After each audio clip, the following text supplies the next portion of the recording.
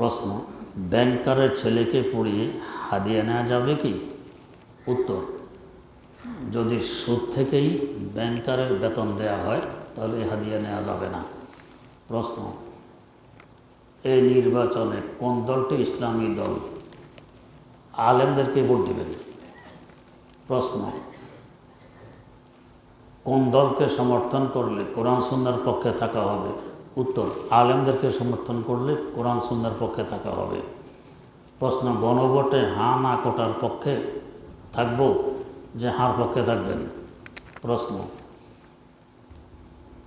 গণতন্ত্র মানলে কি জাহান্নামী? উত্তর, গণতন্ত্রের একটা আছে হাকিকত বাস্তবতা, আর একটা আছে উপর বাহ্যিক রূপ। বাহ্যিক রূপ মানলে কাফের হবে না। প্রশ্ন, কেউ যদি বলে আমি গণতন্ত্রে বিশ্বাস করি, এই কথা বললে তার ঈমান থাকবে কি না? উত্তর, ওই অর্থে থাকবে। প্রশ্ন, গণতন্ত্র পদ্ধতি দিয়ে ইসলামের শরিয়া কায়েম হবে কি না? উত্তর, না হওয়ারই সম্ভাবনা বেশি। প্রশ্ন, বাংলায় কিভাবে নিয়ত করে খানা খেলে আমার খানা খাওয়া ইবাদত হবে? উত্তর, যে আল্লাহ এই খাবার থেকে যে শক্তি অর্জন হবে তোমার দিনের কাজে ব্যয় করব। প্রশ্ন, কিভাবে নিয়ত করে ঘুমালে আমার রাত বা দিনের ঘুম ইবাদত হিসাবে গণ্য হবে? উত্তর, রাসূল আকরাম সাল্লাল্লাহু আলাইহি ওয়াসাল্লাম ঘুমের প্রয়োজনে ঘুমাইতেন, আমিও তার সুন্নত অনুকরণার্থে ঘুমাই, তাহলে সওয়াব হবে। প্রশ্ন, কাউকে কিছু খাওয়ানো বা পান করানোর পূর্বে যদি চুপে চুপে বলি আমার মরহুম বাবা মায়ের রূহে ইসালে সওয়াবের উদ্দেশ্যে খাওয়াচ্ছি বা পান করাচ্ছি, তাহলে কি তাদের জন্য সওয়াব পৌঁছানো হবে? উত্তর, জি হবে। প্রশ্ন, কিন্তু যদি বলেন যে দোয়া করবেন, তাইলে হবে না। খানাও বরবাদ, দোয়া বরবাদ, কিছুই হবে না। শুধু খানা খাওয়াই দিয়েছেন, এটা সওয়াব পৌঁছবে। প্রশ্ন, মোনাজাতের সময় সুযোগ না থাকলে তালাওয়াতের শুরুতে যদি বলি আমার মরহুম বাবা মায়ের রূহে ইসালে সওয়াবের জন্য তালাওয়াত করছি, তাহলে কি তারা সওয়াব পেয়ে যাবে? উত্তর, জি পেয়ে যাবে। প্রশ্ন, বর্তমানে মেডিকেল কলেজগুলোতে MBBS ডাক্তার হতে হলে পুরুষ মহিলা সহশিক্ষার পরিবেশে লেখাপড়া এবং অনেক সময় পুরুষদের গাইনি ওয়ার্ডে মহিলাদের নর্মাল ডেলিভারি করা, লজ্জাস্থানের অনেক অপারেশন ইত্যাদি ইত্যাদি করা হয়, এগুলো বৈধ কিনা? উত্তর, মহিলাদেরকে মহিলা দিয়ে করানো, পুরুষদেরকে পুরুষ দিয়ে করানো, যাকে ইন্টারনি বলা হয়, এটাই নিয়ম। আর যদি একসাথে হয় তো গুনাহ হবে। প্রশ্ন, এক বাচ্চার নাম রাখা হয়েছে হাসান মাহমুদ আদিয়াত। আদিয়াত নাম সূরা আদিয়াতের দিকে লক্ষ্য করে রাখা হয়েছে। এখন এই নাম রাখার জায়েজ আছে কি? উত্তর, জিনা ঠিক হয়নি। প্রশ্ন, মোষ কতটুকু বড় হলে কাটতে হয়? উত্তর, ঠোঁট থেকে বেড়ে গেলে। প্রশ্ন, অনেকের চাকরির জন্য জন্ম নিবন্ধনে বয়স কমিয়ে লেখে। উত্তর, এটা ধোঁকা, বৈধ নয়। প্রশ্ন, বর্তমানে যাকাতের নেশাব কত? রূপা এবং সোনার দাম খুব উঠানামা করছে, আর কিছুদিন অপেক্ষা করেন, ইনশাআল্লাহ তখন বলা যাবে। প্রশ্ন, নামাজে প্রথম রাকাতে একটা সেজদা দিয়ে ভুলে উঠে সূরা পড়া আরম্ভ করা অবস্থায় মনে হয়, এখন করণীয় কি? উত্তর, এখনই একটা সেজদা দিবেন, দিয়ে আবার সূরা কেরাত থেকে শুরু করবেন, শেষে গিয়ে সেজদা দিবেন। প্রশ্ন, প্রথম রাকাতে সূরা দোহা পড়লে দ্বিতীয় রাকাতে সূরা 3 পড়া যাবে কি? উত্তর, জি যাবে। প্রশ্ন, ব্যবসার উদ্দেশ্যে কিনে রেখে দাম বাড়লে বিক্রি করা কি বৈধ? উত্তর, যদি এর দ্বারা জনগণের ক্ষতি হয়, বাজারে ওই মালের ক্রাইসিস দেখা দেয়, তাহলে গুনাহ হবে। আর সামান্য কিছু কিনে রাখছেন, এতে বাজারের মধ্যে তেমন কোনো প্রভাব পড়ে না, তাহলে গুনাহ হবে না।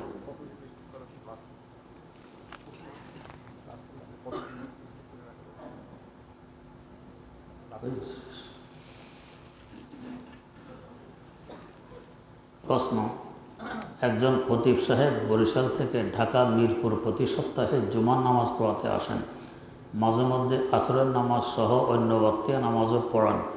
উক্ত খতিব সাহেবের জন্য মসজিদ কমিটির পক্ষ থেকে মসজিদের দ্বিতীয় তলায় নির্দিষ্ট কামরার ব্যবস্থা রয়েছে এবং মানুষের পক্ষ থেকে খানার ব্যবস্থা রয়েছে।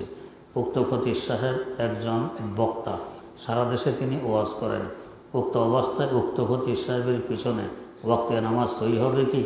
উত্তর, যদি তিনি কোনো একবার 15 দিন থাকার নিয়তে এসে 15 দিন থাকেন, এরপরে সামান টামান এখানে আছে, যখনই আসবেন থাকবেন, তাহলে 1 ঘন্টার জন্য আসলেও উনি মুকিম পুরো নামাজ পড়াতে পারবেন। আর একবারও যদি 15 দিনের নিয়তে 15 দিন না থাকেন, তাহলে উনি মুসাফির হবেন। ওনার জন্য 4 রাকাত বিশিষ্ট নামাজগুলোকে 4 রাকাত পড়ানো ওনার জন্য বৈধ হবে না। আর 2 রাকাত বিশিষ্ট 4 রাকাত বিশিষ্ট নামাজগুলো 4 রাকাত পড়ানো বৈধ হবে না। ওনার জন্য 2 রাকাত পড়া ওয়াজিব ছিল। ওনার পিছনে যারা নামাজ পড়ছে তাদের নামাজ হবে না। প্রশ্ন, তারাবির নামাজ পড়ানোর জন্য মসজিদে হাফেজ সাহেবদের সম্মানী বা বেতন কিভাবে ঠিক করলে শরীয়ত অনুযায়ী হবে? এখন যদি কেউ বলে যে হুজুর গো কিভাবে খাইলে এটা হালাল হবে, এই প্রশ্নটা এমনই হইল। শরীয়ত বলে না জায়েজ, জায়েজ নেই। জায়েজ তো এমন সুরুত আছে, না জায়েজ তো না জায়েজই।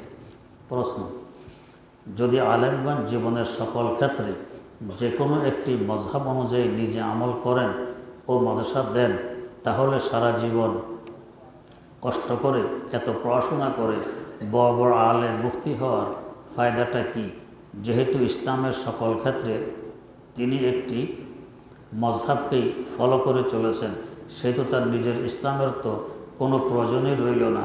তিনি তো ফতুয়ার ক্ষেত্রে মাযহাবকেই অনুসরণ করেছেন। এটা একটা গলত প্রশ্ন। নিজের মাযহাব বুঝতেও একজন সারা জীবন হলেও শেষ করতে পারবে না বুঝতে, পুরো ইসলাম তো আরও পরের কথা। প্রশ্ন, বাংলাদেশের প্রতিটি মসজিদে কাদিনীদের কোনো না কোনো পণ্য পাওয়া যায়। নামাজের সুতরা, চেয়ার টেবিল, পানির কল, জুতার বাক্স, ফ্যান, ইলেকট্রিক লাইনের পাইপ ইত্যাদি থেকে শুরু করে অসংখ্য পণ্য। উত্তর, জি ভাই, এগুলো ব্যবহার না করা চাই। এগুলো মুসলমানদের বিরুদ্ধে, ঈমান ধ্বংসের বিরুদ্ধে, এরাই পয়সাগুলো কাজে লাগায়। প্রশ্ন, একটা ফ্যাক্টরি কোনো এক সুদী ব্যাংকের লোন নিয়ে করা হয়েছে, যার লাইবিলিটি ওই ব্যাংকের নামে। ফ্যাক্টরির মালিক ঠিকভাবে চালাতে না পারার কারণে এখন সে ফ্যাক্টরিটা বিক্রি করতে চাচ্ছে।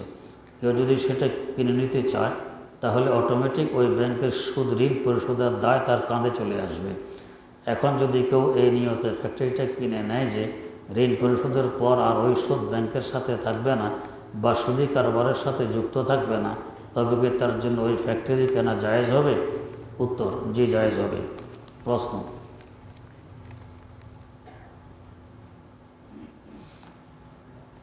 ভাই কি ইলেকশন করা যায়?